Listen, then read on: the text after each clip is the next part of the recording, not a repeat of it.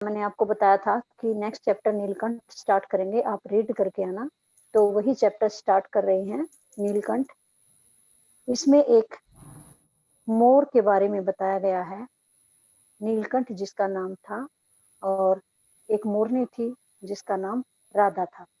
तो उन्हीं के बारे में इस पाठ में बताया गया है।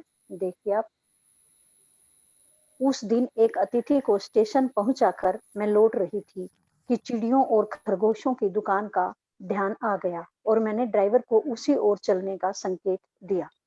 इसकी लेखिका है महादेवी वर्मा। नीलकंठ पाठ की लेखिका कौन है? महादेवी वर्मा। तो महादेवी वर्मा ही ये बात कह रही है कि उस दिन यानी किसी दिन किसी अतिथि को स्टेशन पर छोड़ करके वापस आ रहे थे, तो इन्होंने देखा कि चिड़िया और खरगोशों की दुकान है और उस ओर इनका ध्यान गया, तो इन्होंने ड्राइवर को उसी दुकान की तरफ चलने का आदेश दे दिया। ये जो महादेवी वर्मा है, इनको पशु पक्षियों से बहुत अधिक प्यार है। इनके अधिकतर पाठ जो होते हैं वो पशु पक्षियों से संबंधित ही होते हैं। ये उनको पालते हैं, उनका ध्यान करती है, प्यार प्रेम करती हैं पशु पक्षियों से। तो इस पाठ में भी यही पक्षियों के बारे में ही वर्णन है। तो बड़े मियाँ चिड़िया वाले की दुकान के निकट पहुंचते ही उन्होंने सड़क पर आकर ड्राइवर को रुकने का संकेत दिया। दुकान की तरफ जाने के लिए उन्होंने ड्राइवर को बोला था ना, तो जैसे ही ड्राइवर दुकान के निकट पहुंचा, तो उसने ड्राइवर को रुकने का संकेत दिया।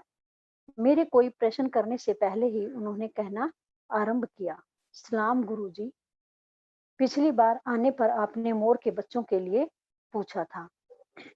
लेखिका कह रही है, मैंने कुछ बात नहीं स्टार्ट की, मेरे कहने से पहले ही उन्होंने दुकान वाले ने बोला कि सलाम किया और पूछा कि पिछली बार मोर के बच्चों के लिए आपने मुझसे पूछा था। शंकरगढ़ से एक चिड़ी मार 2 मोर के बच्चे पकड़ लाया है। एक मोर है और एक मोरनी है। चिड़ी मार शंकरगढ़ से 2 मोर के बच्चे लेकर आया है। उसने बताया कि उनमें से एक मोर है और एक मोरनी है। आप पाल लें। मोर के पंजों से दवा बनती है, सो ऐसे ही लोग खरीदने आए थे। मोर के पंजों से क्या बनती है? दवाई बनती है, तो इसलिए लोग उसे खरीदने आए थे। किसको? मोर को। आखिर मेरे सीने में भी तो इंसान का दिल है, मारने के लिए ऐसी मासूम चिड़ियों को कैसे दूं? टालने के लिए मैंने कह दिया, गुरुजी ने मंगवाए हैं। वैसे यह कमबख्त रोजगार ही खराब है, बस पकड़ो पकड़ो, मारो मारो। आखिर लेखक उसने दुकान वाले ने कहा, मेरे सीने में भी तो दर्द इंसान का दिल है। मारने के लिए मैं इन बच्चों को कैसे दे दूं, चिड़ियों को कैसे दे दूं? मैंने कहा कि ये तो गुरुजी ने मंगवाए हैं, लेकिन ये जो रोजगार है ये भी तो कम वक्त है, मुझे भी तो अपनी रोजी रोटी कमानी है। तो बड़े मियाँ के भाषण की तूफान मेल के लिए कोई निश्चित स्टेशन नहीं है। जो बड़े मियाँ हैं, चिड़िया वाले दुकान वाले को बड़े मियाँ बोलते हैं, उसके भाषण का तो कोई कहना ही नहीं है। तूफान मेल के लिए कोई निश्चित स्टेशन नहीं है, यानी कि वह बोलते हैं तो बोलते ही रहते हैं, अपने आप ही बोलते रहते हैं। सुनने वाला थक कर जहां रोक दे वहीं स्टेशन मान लिया जाता है। जब सुनने वाला ही थक जाए और उसको चुप करा दे, तो ये लगा लो वहीं स्टेशन आता है, वैसे वो रुकने का नाम नहीं लेते। इस तथ्य से परिचित होने के कारण ही मैंने बीच में उन्हें रोक कर पूछा, क्योंकि लेखिका को तो पता था कि यह बोलते रहते हैं, इस कारण उन्होंने बीच में ही उनको रोक दिया। रोक करके पूछा, मोर के बच्चे हैं कहाँ?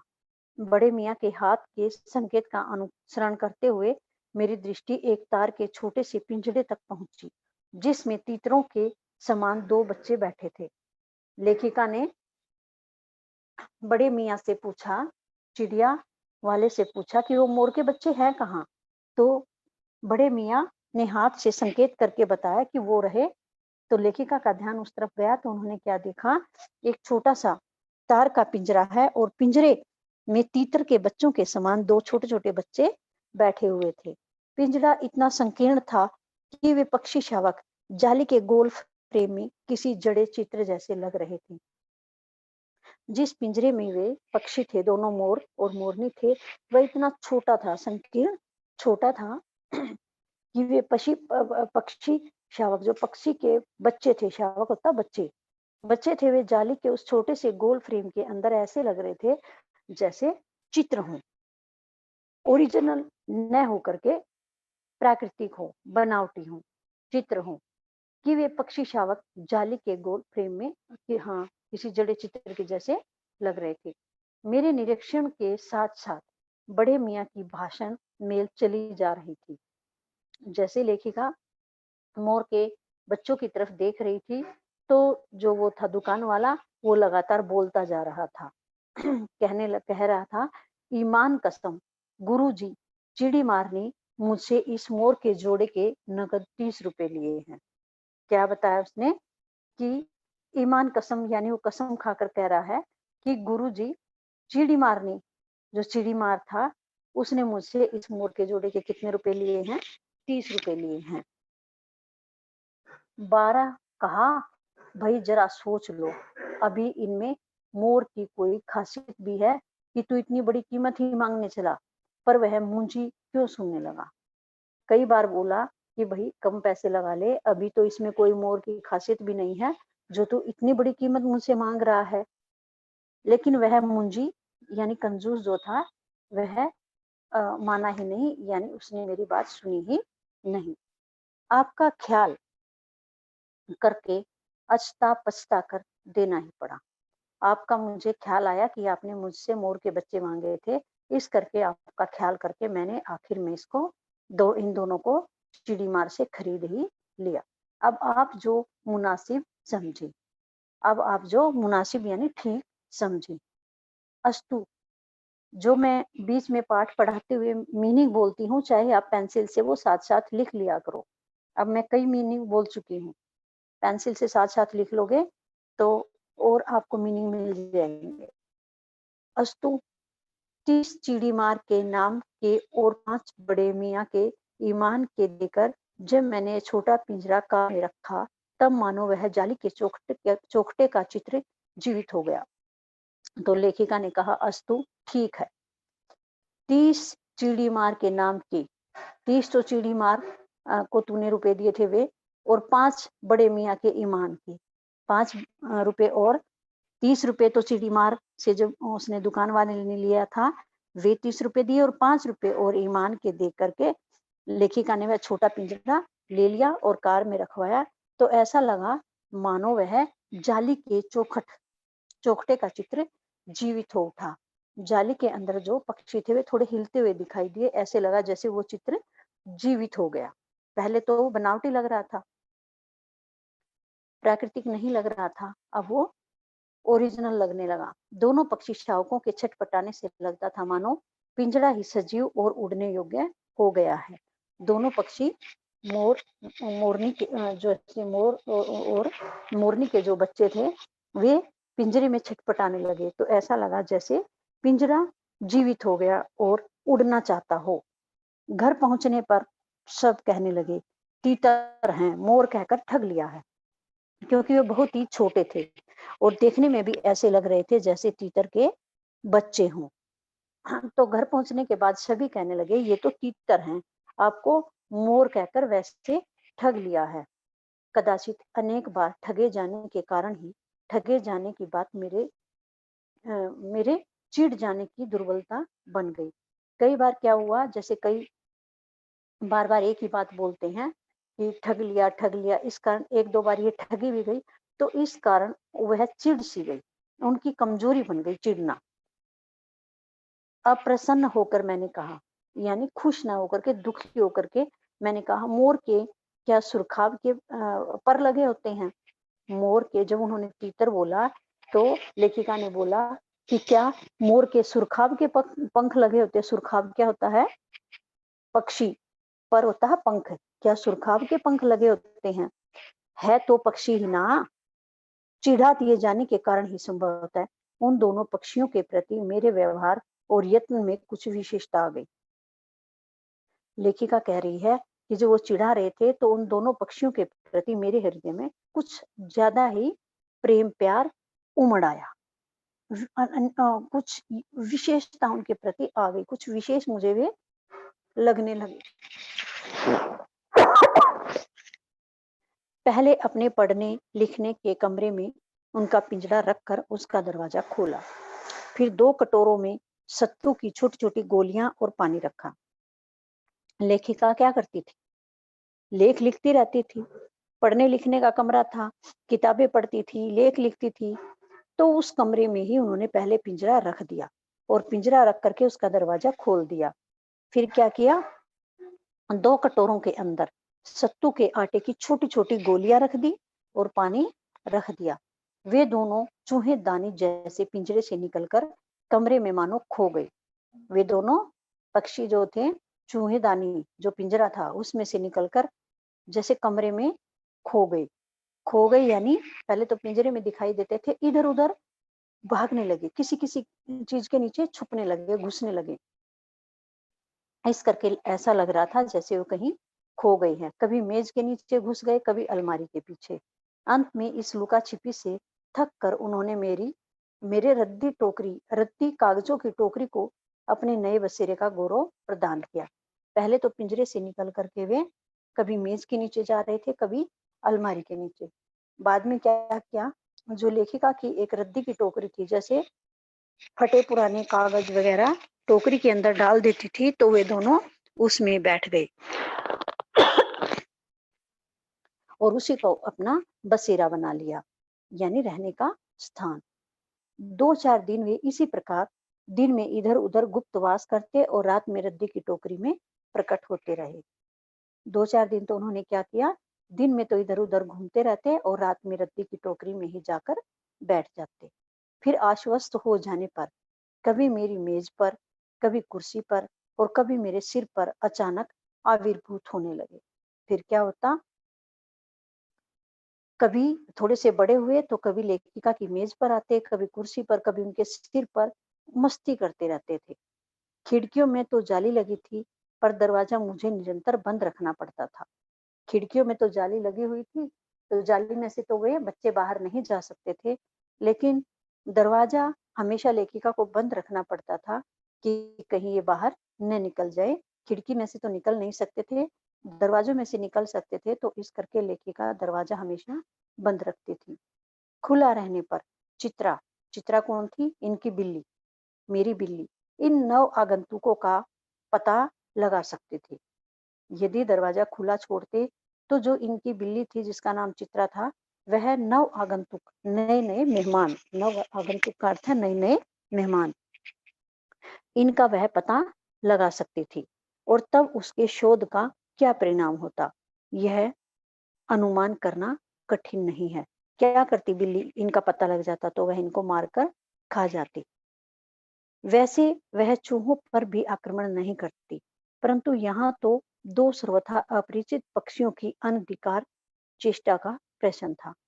लेखिका कह रही है वैसे तो वह चूहों पर भी आक्रमण नहीं करती, परंतु ये जो 2 अपरिचित पक्षी थे, इनका अनधिकार, यानी कि इन्होंने जैसे कमरे के अंदर अधिकार सा बना लिया था, ये रह रहे थे, उसकी चेष्टा का बिल्ली के मन में प्रश्न हो जाता। उसके लिए दरवाजा बंद रहे और ये दोनों उसके लिए दरवाजा बंद रहे और ये दोनों ऐरे गहरे मेरी मेज को अपना सिंहासन बना ले। यह स्थिति चित्रा जैसी अभिमानिनी मार्जारी के लिए ऐसा ही यही कही जाएगी। क्या?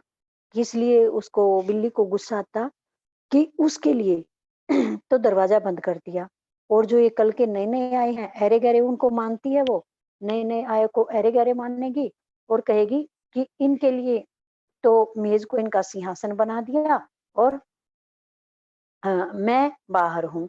तो ऐसी जो चित्रा थी अभिमानिनी, मार्जारी है बिल्ली, वह उसे कष्ट होगा, असह्य, उसके लिए असहन करने योग्य बात होगी कि मैं बाहर हूँ और ये कल के आए, यानी अभी कुछ दिन पहले ही जो आए हैं, यह क्या बन गए हैं?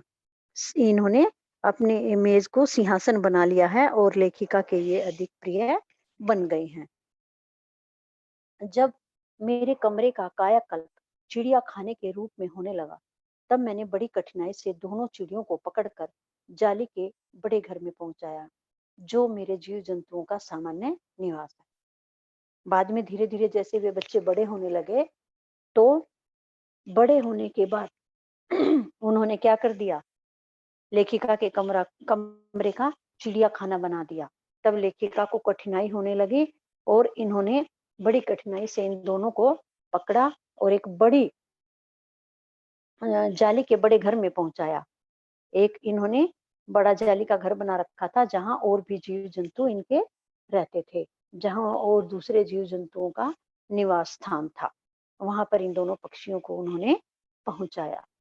दोनों नव आगंतुकों ने पहले से रहने वालों में वैसा ही कुतूहल जगाया जैसा नववधु के आगमन पर परिवार में स्वाभाविक है।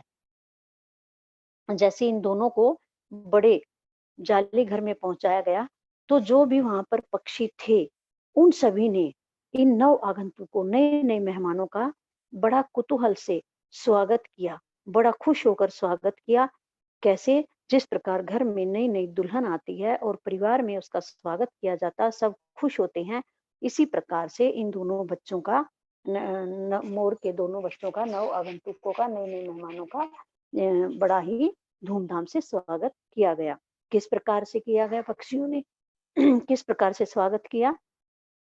लक्का कबूतर नाचना छोड़कर दौड़ पड़े और उनके चारों ओर घूमकर गुटर गूं की रागिनी अलापने लगे। एक कबूतर था जिसका नाम लक्का था, वह नाचना छोड़कर पहले नाच रहा था, फिर एकदम से इन पक्षियों को देखकर इनकी ओर दौड़ पड़ा और इनके चारों ओर घूम घूम कर गुटर गूं करके अपनी खुशी जाहिर करने लगा। बड़े खरगोश सभ्य सभासदों के समान क्रम से बैठकर गंभीर भाव से उनका निरीक्षण करने लगे। जो खरगोश थे वो एक तरह से लाइन में बैठ करके बड़े गंभीर होकर के उनको ध्यान से देखने लगे।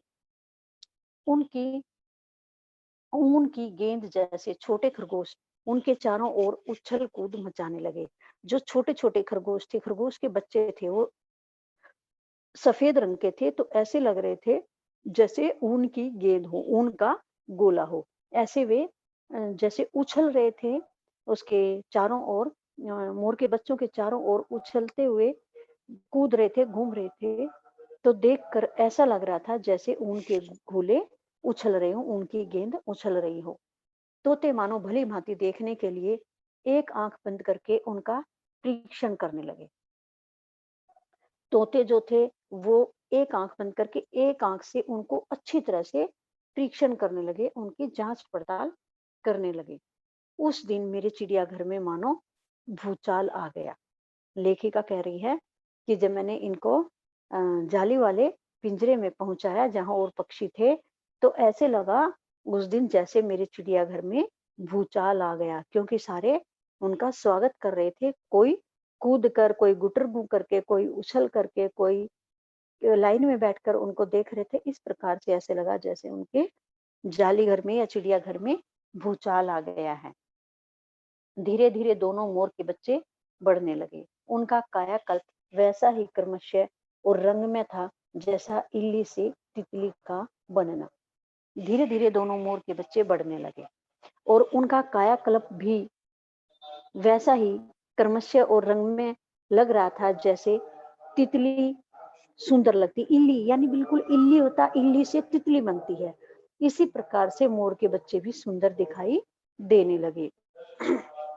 मोर के सिर की कलगी और सघन, ऊंची तथा चमकीली हो गई। मोर के जो सिर की कलगी थी वह सघन थी, ऊंची थी और चमकीली हो गई थी। यानी वे जैसे जैसे बड़े होने लगे और सुंदर दिखाई देने लगे। चोंच अधिक बंकिम और पैनी हो गई थी। जो मोर की चोंच थी वह अधिक पैनी हो गई थी, तीखी हो गई थी। बंकिम और पैनी हो गई, तीखी हो गई। गोल आंखों में इंद्रनी की नीलाभ द्युति झलकने लगी। गोल गोल आंखों में नीलापन, नीलेपन की चमक झलकने लगी। लंबी नील हरित ग्रीवा की करभंगिमा में धूप छाही तरंगे उठने गिरने लगी। नील लंबी जो नीली और हरी गर्दन थी उसमें धूप छाहे रंग की तरंगे जैसे उड़ती हुई दिखाई देने लगी। जैसे धूप छाया होती है ना, ऐसा कभी हरा कभी नीला, ऐसे रंग उसमें दिखाई देने लगा। दक्षिण वाम दोनों पंखों में स्लेटी और सफेद आलेखन स्पष्ट होने लगे। दक्षिण साइड, राइट साइड दोनों पंखों में क्या दिखाई देने लगा? सफेद और स्लेटी रंग झलकने लगा। पूंछ लंबी हुई और उसके पंखों पर चंद्रिकाओं के इंद्रधनुषी रंग उद्दीप्त हो उठे। पूंछ भी धीरे धीरे लंबी होनी शुरू हुई, पंख बड़े होने लगे और उन पंखों के ऊपर चंद्रिकाओं के इंद्रधनुषी रंग उद्दीप्त हो उठे। चंद्रिकाओं में जो पंखों पर होता है, गोल गोल चंद्रिकाएं होती हैं, उनमें कैसे रंग दिखाई देने लगे? इंद्रधनुषी। आपने देखे भी होंगे मोर के जो पंख है वो कैसे दिखाई देते हैं? इंद्रधनुष जैसे दिखाई देते हैं। रंग रहित पैरों को गर्वीली गति ने एक नई गरिमा से रंजित कर दिया। मोर वैसे तो सारा बहुत सुंदर होता है, लेकिन मोर के शरीर को देखते हुए उनके पैर सुंदर नहीं होते, रंग रहित होते हैं उनके पैर। उनके रंग रहित पैरों को गर्वीली गति ने, यानी मोर को बहुत अधिक गर्व होता है, बहुत सुंदर औरों को भी देखकर होता है, लेकिन पैरों को देखकर एक ऐसा हो जाता है जैसे रंजित सा हो गया हो। उसका गर्दन ऊंची कर देखना, विशेष भंगिमा के साथ उसे नीची कर दाना चुगना, पानी पीना, टेढ़ी कर शब्द सुनना और क्रियाओं में जो सुकुमारता और सौंदर्य था, उसका अनुभव देख कर ही किया जा सकता है। क्या उसकी सुंदरता के बारे में और बताया मोर के बच्चों की, जैसे कि ऊंची गर्दन करके देखना, जैसे गर्दन ऊंची करके इधर उधर देखना, फिर विशेष भंगिमा के साथ गर्दन को हिलाकर नीचे करके दाना चुगना, पानी पीना और टेढ़ी करके जैसे शब्द सुनना, गर्दन को टेढ़ी करके जैसे कोई आवाज आ रही है, उसको टेढ़ी गर्दन करके सुनना, यह उसकी सुकुमारता और सौंदर्यता का प्रतीक दिखाई दे रहा था। उसका उसको देखकर ही उसके अनुभव का अंदाजा लगाया जाता था कि वह कितना सुंदर दिख रहा है। गति का चित्र नहीं आंका जा सकता।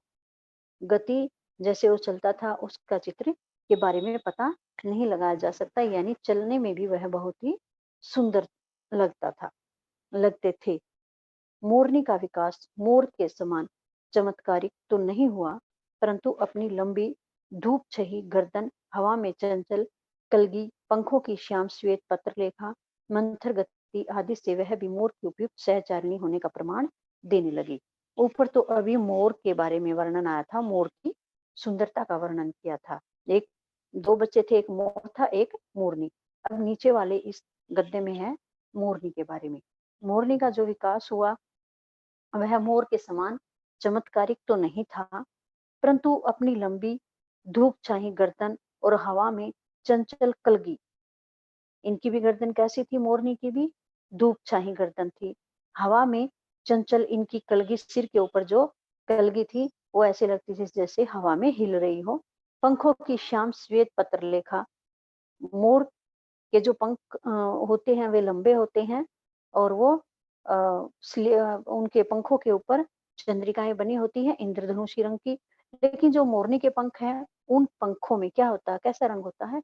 श्याम श्वेत पत्रलेखा जैसा दिखाई देता, श्याम श्वेत पत्रलेखा दिखता है और धीमी गति से, मंथर गति से वह चलती है और मोर के साथ चलती हुई ऐसे लगती है जैसे उसकी सहचारिणी हो, उसके साथ रहने वाली यानी सहचारिणी हो। नीलाभ ग्रीवा के कारण मोर का नाम रखा गया नीलकंठ। जो मोर की गर्दन है वह कैसी थी? नीली।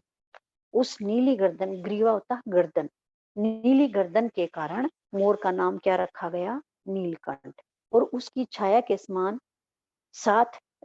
समान रहने के कारण मोरनी का नामकरण हुआ राधा। मोर का क्या नाम रखा गया? नीलकंठ। किस कारण? नीली गर्दन के कारण।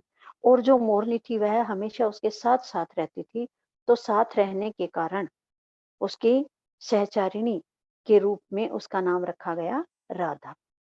जो दो बच्चे लेखिका लाई थी, मोर और मोरनी, उन दोनों के नाम क्या है? मोर का नीलकंठ और मोरनी का राधा। मुझे स्वयं ज्ञात नहीं कि कब नीलकंठ ने अपनी आपको चिड़ियाघर के निवासी जीव जंतुओं का सेनापति और संरक्षक नियुक्त कर लिया।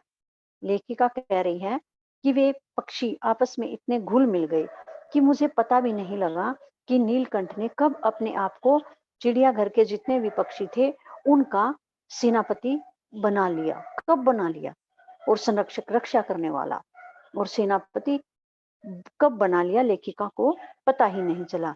यानी जो नीलकंठ था वह चिड़ियाघर के पशु पक्षियों पक्षियों में से या जीव जंतुओं से इतना घुल मिल गया कि उनका सेनापति बन गया और इस बात के बारे में लेखिका को पता भी नहीं लगा।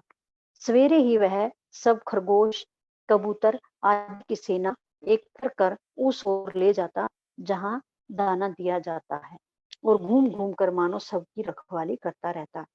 सवेरे ही क्या करता, जो नीलकंठ था सभी खरगोश जो थे उनको, कबूतर जो थे उनको, उन सभी को इकट्ठा करके वहां पर ले जाता जहां पर इन सबको दाना दिया जाता था। और ये दाना खाते तो यह घूम घूम कर ऐसे लगता जैसे सबकी रखवाली कर रहा हो। किसी ने कुछ गड़बड़ की और वह अपने तीखे चंचू प्रहार से उसे दंड देने दौड़ा।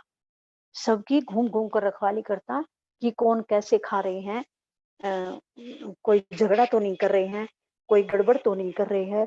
यदि कोई सा भी जीव जंतु गड़बड़ करता दिखाई देता तो क्या करता ये नीलकंठ, अपने तीखे चोंच के प्रहार से उसे दंड देता, यानी अपनी चोंच से उसे मारता, अपनी चोंच चुभोता, इस प्रकार उसे दंड देता।